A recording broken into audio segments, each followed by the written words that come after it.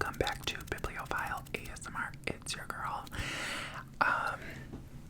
It's so funny because I recorded a video like this setup and was going to post it, but then I chickened out and didn't post it. And now I'm like, oh wait, I gotta talk about the setup again. Anyways, love this setup. I love like this, like almost like TikTok format, like up and down. I got it from PJ Dreams, I think his ASMR name is. He's on TikTok a lot. I'm loving the TikTok ASMR. I want to join, but you know I can't. I cannot agree to that. Do not judge my messy background, please. Anyways, I wanted to talk about a very kind of interesting, but also can be a very triggering topic. Talking kind of about our society, social norms, eating disorders, exercise addiction, kind of all of that, my own experience with that. It's been an interest of mine lately, research-wise. I've been doing some research on it, which is interestingly scarce, but also new. Like, new research is coming out about this. So if you're interested in my little ramble about this, you know, keep watching. Honestly, other than it being whispering, not really ASMR related, but I just am very passionate about this. I want to talk about it, and Lord knows I might not even post this.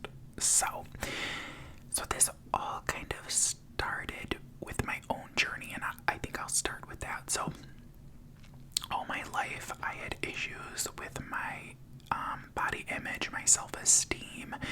I was a heavier kid than, you know, statistically the bell curve, you know, normal people. I was probably off, you know, I was in the 95th percentile or whatever, plus, you know, 95th plus percentile for weight my whole life. Weight was kind of a huge emphasis in a lot of aspects of my life. Every time I went for my yearly physical, my pediatrician always talked about weight and exercise and how I was bigger, and it was a big deal. And so on top of that, I also had issues with food, in the sense that I had, you know, some traumas in my life. So for example, my grandfather on my dad's side at one of my birthday parties made a comment saying like, oh, are you really gonna have another piece of cake? You know, you don't need another piece of cake. And there were just little instances like that, which led to me not feeling very good about my body and myself and my eating habits. I used to eat a lot of goldfish. I used to love to snack. I still do. I shouldn't say I used to. And so because of that, I've never felt very good about myself. And it wasn't until in college when I finally got the chance to go to a gym that things kind of changed, and I thought for the better. I lost a group of friends, and I think I've talked about this. I lost a group of friends in college and started working out at my school's gym, and at the same time decided I was also going to hit this issue of my eating habits. And so I started preparing meals and restricting my diet until the weekends. I wouldn't eat anything sweet. I wouldn't eat anything bad. No alcohol, no drinking until the weekends.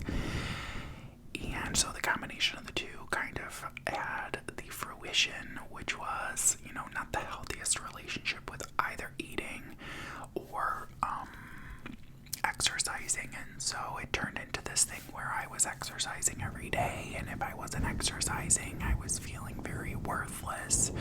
But the caveat was I was still feeling worthless regardless, because no matter how fit I was getting or how much weight I was losing, the only kind of happiness or pleasure I was getting was in external validation. And once I got that external validation through Instagram posts or likes or comments or boys telling me I looked better, other than that, I felt pretty bad about myself. I still felt like I had love handles, and I wasn't getting skinny enough, and I didn't have abs, and my muscles weren't big enough. It was always something. I was never satisfied. And so I kept working out for several years, and the weight kept getting lower, and I started then bringing back my diet. I wasn't restricting my diet as much.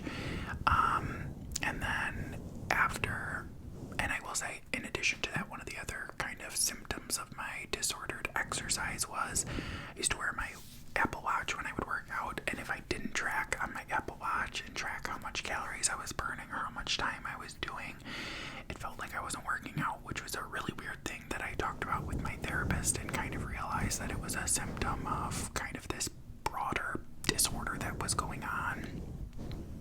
And so after the breakup of me and my ex, I started putting on a significant amount of weight.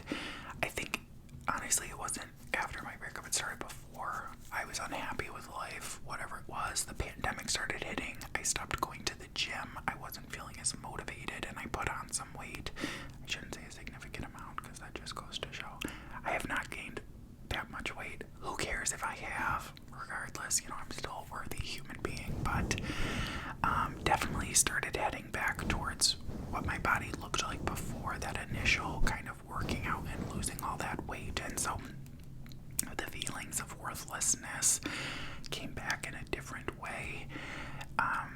So I started exploring this and thinking about it. And so in my research, I have found that there is no real clinical diagnosis for any sort of exercise addiction or exercise disorder in the DSM-5, which is our current edition of the Diagnostic and Statistical Manual of Mental Illness. I believe that's the official name. I don't think I have the wording correct, but it is the book that gives us the diagnoses in our psych field. So major depressive disorder, generalized anxiety disorder, post-traumatic stress disorder, diagnoses like that come from that book. And so obviously there are disorders outside of that book. A book doesn't, although a book gives names to things, there are still other things going on. And so there's a whole area of kind of, what is the word that I've seen in the research? They're kind of like, they're not substance disorders, but there are other addictions in like, things like gaming or gambling. This is kind of a new area of research in the psych field. And so exercise addiction or disordered exercise is one of those. Eating disorders obviously have kind of been around for a little bit of time, but again, they don't encompass everything. Anorexia nervosa, and other disorders don't encompass everything, right? Because these are just names for, a group of people who all have similar symptoms, and we kind of give them a name and kind of treat those people all the same way, and that's what medicine really is just giving a name to similarities between people that we think is not normal. So I started doing research on this, and there is research talking about this, and the research says, hey, we don't have a uniform name, and so it's hard to kind of give this research to the committees for the DSM to get a diagnosis, because there's all different names: exercise dependence, exercise disorders, disordered exercise, etc., etc. But the main point is that there is some sort of feeling within that you are exercising more and more. There are feelings of guilt if you aren't, constantly needing more and more exercise, more frequent exercise.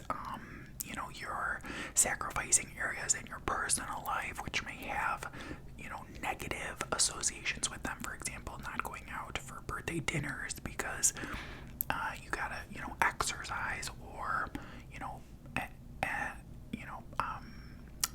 what are some other things that they talk about? Like, missing work or missing, it would be, that's pretty severe, but, kind of things like that. They're very general, symptoms associated with a lot of addictions and dependences, needing more and more frequent of a substance or thing, having some sort of withdrawal, which would be like feeling guilty if you're not going, and it having some sort of negative impact on your life is kind of the most important part, because there are definitely people who exercise and who need more and more exercise, but it might not be a disorder because it might not have any sort of negative impact on their life. Now, if they're feeling negative about themselves, of course that sucks, and it might technically be a disorder, but we don't have obviously terms for that. And so the research that I found out there talks about kind of the risk factors for it,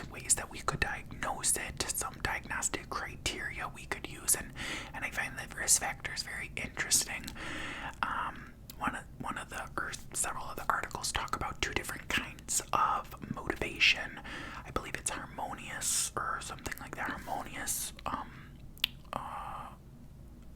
motivation, and kind of like an obsessive motivation, where there are certain criteria that they use for each, where you might ask a person, well, why are you working out? You know, what are the reasons? What are you feeling about working out? And depending on how they feel about it, it might be different. And they're kind of saying that you might have an innate desire to do something good, which actually is something recently I've talked about with my psychiatrist, which is a Sigmund Freud concept, which is between your superego, your ego, and your id. And your id and your superego are kind of like the devil and the angel on your shoulders. The id is very innate and very they're just kind of like drives that you have for wanting more sex, more drugs, you know, that kind of desire that you have. And then your superego is thought to be kind of the opposite, you know, wanting you to be this perfect person that you kind of think of these ideals, or the ego ideal that you might have. And your ego is you're balancing between these two and saying, you know, I may want to work out, or I may want to do this drug, but also, you know, I don't want to do this because it might impact my life. And so you're balancing this. And so you might think, you know, some of these disorders might be an imbalance of the two. Sometimes in areas of my life, I think the superego takes up way more than the id, and I don't let myself have fun sometimes when I should be. And that would be, you know, the superego taking more than the id. Now, of course, this is just a Sigmund Freud concept. There is no evidence to back up, obviously, having those three areas, but it is something that he pointed out, and I find interesting. So you might say to yourself that when talking about exercise, you kind of have these desires, the id to work out more because it's pleasurable, and you might have those desires to look a certain way, and that kind of plays into the role of society and our social norms. If you look at social media, what do we see? We see these beauty influencers, these people exercising multiple times a day, which I would argue is quite unreasonable and unrealistic. You know, they work, this is their job, is to work out and to look a certain way, and so they're able to exercise multiple times a day to, you know, have these certain diets, and it might not be a disorder, and it might be, but it certainly plays a role in how you think you should look and how you should feel, and it might not be the case for everyone. Everyone might not feel the pressures of those societal norms, but it definitely is a real thing, and social media plays a role in this, and so that might play a role in why kind of exercise addiction or exercise dependence in association with eating disorders might be more prevalent in our society today. I don't have the data to back that up, but I have seen in research them looking at the prevalence, the incidence of these things, and the associations of them, and it's all just, of course, you know, theory. There's no way, at least that I know of, that you could prove, you know, social media is causing this. I don't think there's any way you could do that. You would have to correlate, you know, increasing social media with increasing studies showing that there's an increase in, you know, the incidence or prevalence of eating disorders with that, if that makes sense. Anyway, so it's just, I think it's very interesting. So some of the risk factors that they associate with this continuum, or I kind of think of it as a continuum of eating disorders and exercise addiction. They kind of go hand in hand sometimes,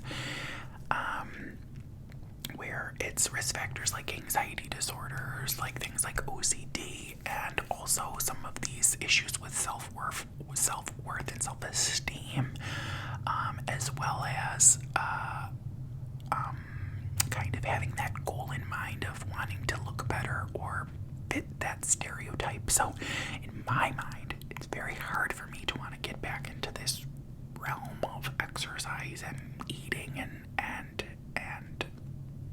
wanting to change my body, because I know that I still very much am battling this societal norm of what I should look like, because not everyone is supposed to look the same. I can tell you that much from a anatomy and medical standpoint. Not every body should look a certain way, right? And our bodies, and I professor, these huge muscles that you see on these bodybuilders. He basically said that, the mass of the muscle is not required for the movement that is wanted and needed. Basically saying that, like, we as a species do not need that large of a muscle, or muscles, I should say, but it's more of like a stylistic thing and more of a, colorful feathers on a bird type of thing. I will say, one of the things that is thought of as very socially sexy, or the social norm for sexy, is like abs. If you think about someone having a 6-pack or an 8-pack, abs are from the muscle, the rectus abdominis. And for abs to show, you need to be below a certain level of body percent fat. And so desiring a very low body percent fat obviously can lead to disordered eating or exercise addictions or disorders. And so I think to myself, like, how is that not going to cause issues in our society? How is wanting a body fat percent that low, how is that, good? What defines good? Whatever. Girl, this is all philosophy and, like, very abstract and gray. Makes my brain go crazy, which is why I was saying this could be very triggering for some people. So if you need to take a break, I hope you are, or I hope you have signed off already. But I just like to think about things like this. So I personally have met people, friends of mine, and while talking with them, it has become very apparent that I'm not alone in these feelings. Friends who have had issues with their body image, who have then started working out and restricting their diet, and are now, considerably unhappy, and things are maybe not the healthiest in either of those areas. And so I feel terrible, and I think that it's sad, and I don't have an answer of what to do, or how to fix this or how to help people. But I think it's an area that needs to be researched more in both psychology and psychology, but also in medicine, because I think it's a significant aspect of our teenagers' lives as well as our adult lives. I don't want to be unhappy with my body for the rest of my life, and I don't want to have an unhealthy relationship with exercise and food, because I enjoy both. I enjoyed exercise when I was doing it. It's fun to get your heart rate up, and it's fun to lift weights and stuff. But I just can't see myself doing that again right now, knowing that the only goal in my mind would be to change the way I look. The goal kind of would be to exercise to be healthy. That the American Heart Association, the American College of Cardiology recommends aerobic exercise, 4 to 5 times a week for 30 to 60 minutes to get your heart rate up to, 85% of your max heart rate, which is 220 minus your age, because that is shown in research to help you live a healthy life without adverse cardiac events like heart attacks and strokes and things like that. But how do you do that in our society where kind of fitness and physique is so significant and so, so plastered among everything you do? So I myself personally have, kind of been unfollowing these, fitness bloggers or fitness, Instagram profiles, because I realize that they do nothing but make me feel bad about myself.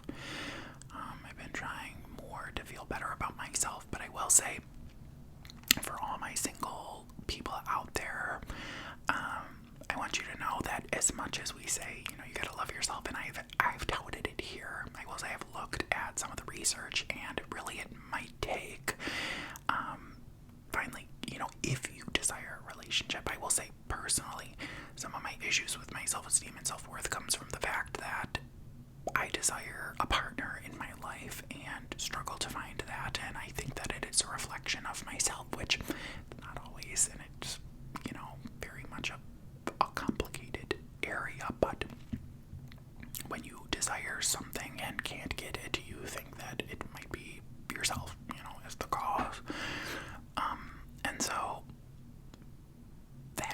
that longing for someone, at least for me, reflects on how I think of myself. And so in some research, people's reflections of themselves are significantly higher while in a relationship than while not in a relationship. And this may not be the case for people who don't desire a relationship.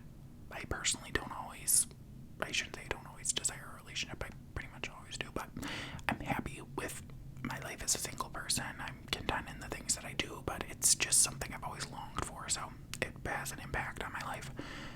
Am I making sense? I don't know, I'm rambling like a bitch, but I'm passionate about this, and I think it's a very interesting topic. I will say, in the area of talking about these things being disorders and addictions, they in themselves, may play, or these things may be augmented by our body's, addiction system, which is, partly thought to be dopamine, but might not universally be, the dopamine system. I read a really interesting opinion piece that obviously had lots of references in it, which showed imaging scans. Imaging scans are kind of our way for looking at kind of our brain's chemicals, because we can't really measure brain chemicals, right? Like dopamine or serotonin or things like that.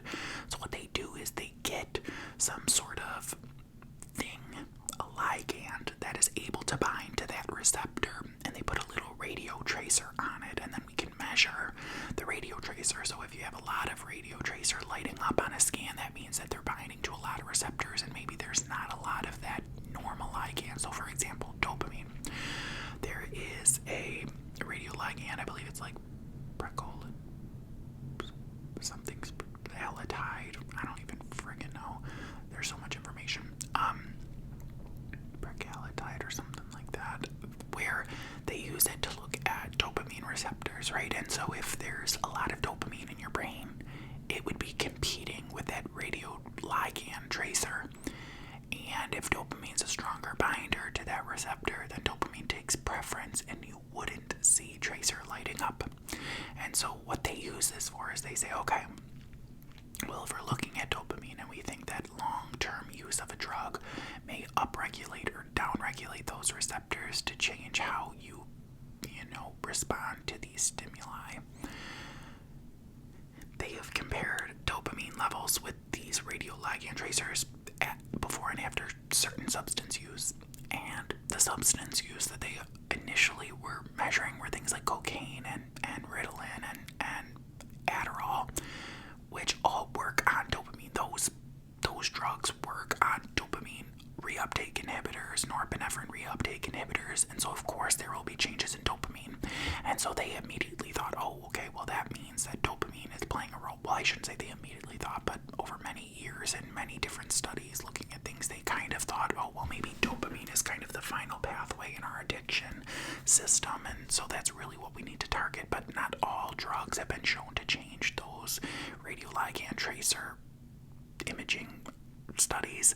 For not all of those drugs change those receptors, right? So alcohol, benzodiazepines, cannabis, these substances don't show nearly as much change in dopamine receptor availability than things like cocaine, Ritalin, Adderall do. And so this article kind of brings up the idea, well, maybe then this dopamine theory is not this universal, thing that we should, it is not, the final pathway. It's basically kind of giving, an argument that maybe dopamine isn't our final pathway. So when I talk about addiction, I used to talk a lot about the dopamine pathway, but it might not necessarily be the dopamine pathway, but whatever addiction pathway, neurotransmitter thingamabob that's up here in our brain, it may augment, or it may be activated by exercising and by eating. Well, I will tell you, I know for sure with eating it is. There have been studies where they've given, and I think I've talked about this, where they've given animals, specifically rats and mice, the ability to self-administer, for example, electrical impulses into that dopamine center. I think they've done that, which is why it has helped kind of push forward this idea that the dopamine theory is correct, because they've given mice the ability to self-administer electrical impulses to that dopamine area, which causes the release of dopamine, and it is very pleasurable to these rats and mice because they continuously do it. And then they did this with cocaine versus electrical stimulation, and I think cocaine was more self-administered. And then they did the same thing with sugar versus, I think, things like Adderall and Ritalin, and animals pick the sugar over that. So it's one of the one of the pieces of evidence used to show that there are such a thing as eating disorders and addictions, which I find interesting. So I know for sure there is such a thing as obviously eating disorders and eating addictions, and obviously those have diagnoses in the DSM-5, but not yet for exercise, but hopefully soon in the future. So sound off in the comments. Let me know how you feel about this. I think it's a very touchy subject, a very interesting subject. I hope that if you are battling very similar battles that I am, and that a lot of other people are, I hope you don't feel alone. This is a very tricky, what I call well, I shouldn't say what I call, but I think it's a dichotomy, kind of this balancing act between two very different things, what in my opinion is mutually exclusive, in the fact that I think that if you have your body image in mind, if that's why you're exercising, I think that it definitely puts you at more of a risk for, disordered exercise or eating. Anyway, I'm done rambling. I have to take a shower. I have to go do my life, but I hope you enjoyed this video. Let me know what you think. I am so sorry that I am the actual worst ASMR artist alive. I'm trying my best. Rotations are hard. I'm lazy. I've got my own shit going on at home. I'm trying my best. It is definitely one of the passions of mine that has been put to the wayside. Just hasn't been a priority. I would like for it to be a priority sometime in the future. I really enjoy doing this, but as I said, I'm very critical on myself and end up not posting a lot of the things I record because I find them either too taboo or too stupid or not relaxing enough or too embarrassing or whatever. The super ego tells me to not post, and the id definitely doesn't win in most areas of my life. So yes. So yeah. Hope you guys are doing well. I love you. I miss you very much. Let me know if you like this. Let me know if you think I should switch to TikTok. I love live streams. I love doing live streams with you all with ASMR style. I also love it without ASMR. I like to game. But these TikTok ASMR artists are so freaking cool, and I love the live stream aspect, like interacting with you all. Like, I wish I could hear you guys either agreeing or disagreeing with me right now. Like, I love to interact with people, which is why I love Omegle and shit like that I never do anymore. But I love interacting with people, so I think live stream is where I would like to be someday, but I can't always do live streams. But I think that TikTok ASMR artists do a lot of live streams. Anyway, my brain's going a mile a minute. Alright, sorry, I think I'm gonna post this. Let me know how cringe it is. I love you all very much. I will talk to you soon. Hopefully. Don't take my word for it. Sorry, Kelsey. I love you all very much.